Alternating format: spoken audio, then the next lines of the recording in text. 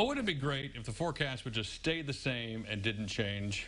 Only if it were like 70 and sunny. It would make Jack Gerfin's job much easier. And here with more insight on the forecast and how we can maybe keep track of it a little bit better, we've got Jack Gerfin, our fabulous meteorologist. Hi, Jack. Hey, guys. Yeah, it would be nice if it was always the same, but then we don't live in San Diego, so I don't think we'd like that. You know, we got to have some changes here and there. But we're going to be talking today about kind of model inconsistencies. We've seen that happen every single time, but sometimes they're a lot different than other models are. So we'll talk about that here because our weekend forecast is a tricky one. We've got another big system coming through, which will give us a chance of rain and snow for parts of central Illinois for both Saturday as well as Sunday. But it's going to be basically who gets the snow, who gets the rain, who gets both, for how long, and things like that. So that's why it's going to be a difficult forecast for us. So we'll start with our snowfall model forecast with this pyramid here. So essentially, at the top of the pyramid, you're at your farthest day out. So in many instances, our models go out up to a week. Some of them go even a little bit longer than that. Others are more short-term models too. But as you would probably imagine, the farther away from the event you are, it's going to be less accurate. And as you get closer and closer, your confidence increases, and that's why by the time we get to a day out, so let's say we're talking about a system for tomorrow, we'd be very confident today on that system. And so that's why we're kind of looking at things to be still kind of in that low confidence zone because we are still a number of days out from this weekend system. I think it seems like meteorologists sometimes get a hard time about, you know, I'm sure you've heard the jokes about being wrong half the time, et cetera, et cetera.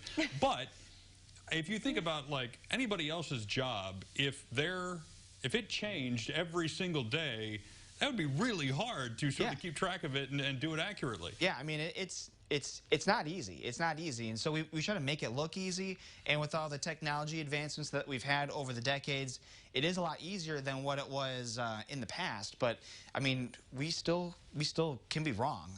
We're hopefully not as wrong, but it still does happen. And so really it's more about now kind of trying to get people to understand how a forecast could be an easy one or a harder one. And that might also help to kind of alleviate being like, well, Kevin and Jack were saying on their forecast that this weekend system was a hard one to predict. Therefore, whatever we get on the weekend, I'll understand that because I know that they tried their best, but sometimes it just doesn't work. Man, Twitter is full of people who are gracious and understanding. Oh, it's a cesspool. Well, plus you've got so many different models saying so many different things, and that just must make it even harder. Yeah, so for example, here we go with what we're calling for the weekend. One of our models, the European model, has us over 6 inches, and ironically enough, the same model just the other day had us over a foot of snow, and the GFS model was even lower than the 1.2 that it has right now. So they're actually a little bit better today compared to the past few days. The thing is, though, is that it still is a big range there with our differences in the snowfall. So kind of what we're looking at will be something like this. Future Track is going to show that we've got our system coming in.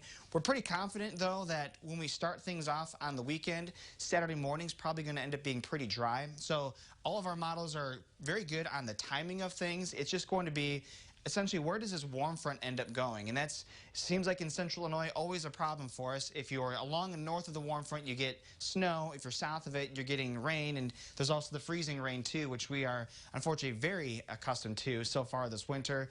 But it's just going to be, where does that warm front end up going? And what's north front? Is it going to be cold enough for it to be snow? Or is it going to be just warm enough for things to be more icy? That's essentially the issue that we have here. I wasn't Just ignoring you. I was looking. I've got to travel some this weekend, so I was trying to see if I was going to get rain or snow. So, all right, Jack, we do not envy all of the changes that happen in your day-to-day, but we appreciate all the work you're putting in to try to keep us safe and up to date on what's happening weather-wise, especially when there's some potentially tricky stuff coming up. Yeah, you know, essentially we are just I'm just a messenger boy, so, but I try to decipher things the best that we can, and we're trying to give you the best forecast that we can, and so that's what we're planning on doing. Well, we appreciate it. We do. That was messenger boy Jack Gerfin. And if you want to ask him a question, his email address is jgerfin@wcia.com. You can tweet at him. He's at WCIA3Jack.